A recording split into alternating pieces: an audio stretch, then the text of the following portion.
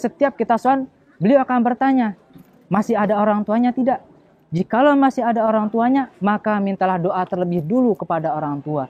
Sebab doanya orang tua ini lebih qabul daripada doa wali dimanapun berada. Bismillahirrahmanirrahim. Assalamualaikum warahmatullahi wabarakatuh. Alhamdulillahirabbil alamin. Allahumma shalli wa sallim ala sayyidina Muhammad wa ala ali sayyidina Muhammad. Allahumma aslih ummata Muhammadin sallallahu alaihi wasallam wa farrij an ummati Muhammadin sallallahu alaihi wasallam warham ummata Muhammadin sallallahu alaihi wasallam wansyur wahfadh wa ayyid nahdlatal watani fil alamin bihaqqi sayyidina Muhammadin sallallahu alaihi wasallam. Alhamdulillahirabbil alamin. Pada kesempatan siang ini kita duduk insyaallah membahas bersama tentang bagaimana pentingnya kita menuntut ilmu agama, terutama di pondok pesantren.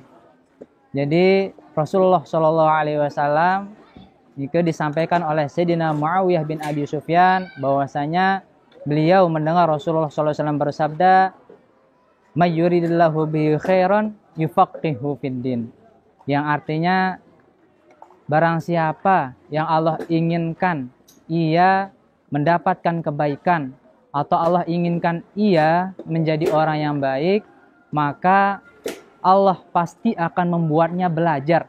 Allah pasti akan membuatnya faham di dalam masalah ilmu agama. Pernah saya dengar guru kita, Tuan Guru Bajang, bahwasanya wazan dari kata-kata yufaqih itu ikut wazan allama atau fa'ala. Fa'ala yufa'ilu taf'ilan. Faqqaha yufaqihu tafqihan, yang artinya ini adalah berproses. Jadi yang namanya kita belajar itu tidak cukup semalam kita membaca, besok paginya kita jadi orang alim. Dia butuh proses yang sangat lama. Nah, sebab hal itulah kita diajarkan oleh guru-guru kita untuk tetap menuntut ilmu agama dimanapun kita berada, dengan cara kita bisa ikut pengajian, ataupun yang kedua, kita bisa masuk ke pondok pesantren dimanapun hal itu berada. Nah, kemudian di dalam masalah kita menuntut ilmu, ini tidak hanya dibutuhkan untuk penuntut ilmu itu saja, berniat ataupun orang tuanya, akan tapi kesungguhan dari gurunya juga.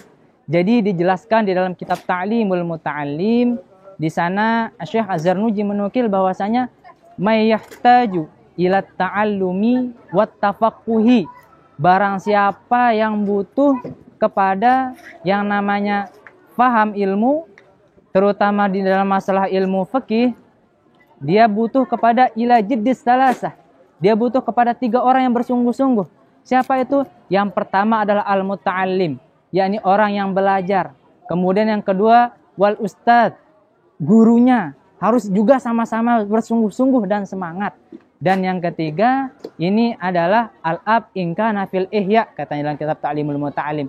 Yang ketiga adalah kesungguhan orang tuanya jikalau masih hayat atau siapapun walinya yang menginginkan anaknya untuk sukses dalam menuntut ilmu. Tidak lepas dari hal itu, kita juga harus ingat bahwasanya yang namanya kita menuntut ilmu, kita harus mulai dengan niat yang baik. Ingat, kita harus mulai dengan niat yang baik. Guru kami Sayyidil Walid Abu Ya Al-Habib Abdullah bin Muhammad Baharun ini tetap mengingatkan kita sebagai murid-muridnya untuk terus berniat yang baik.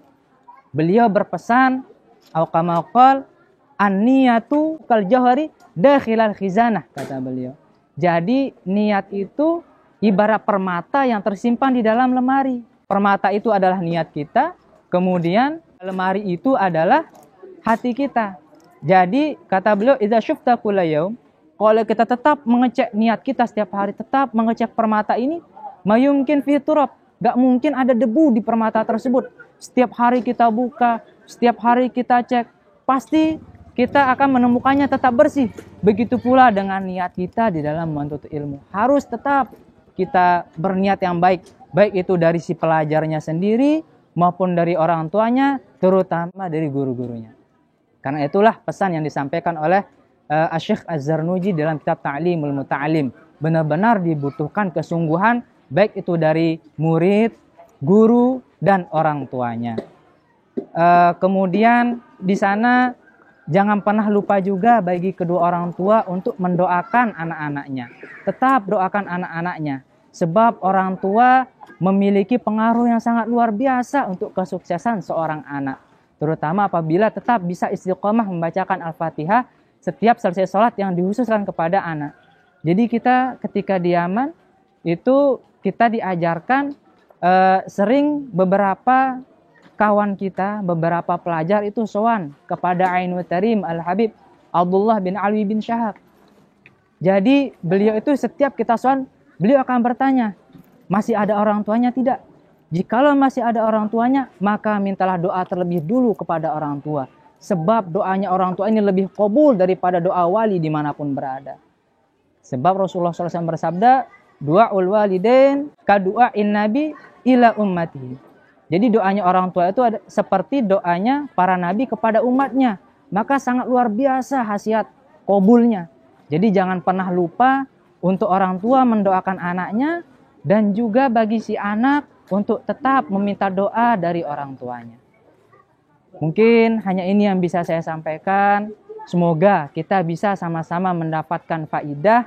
Saya belajar dan antum yang mendengar juga sama-sama belajar. Wallahul muwaffiqul hadi ila sabilir rasyad. Wassalamualaikum warahmatullahi wabarakatuh.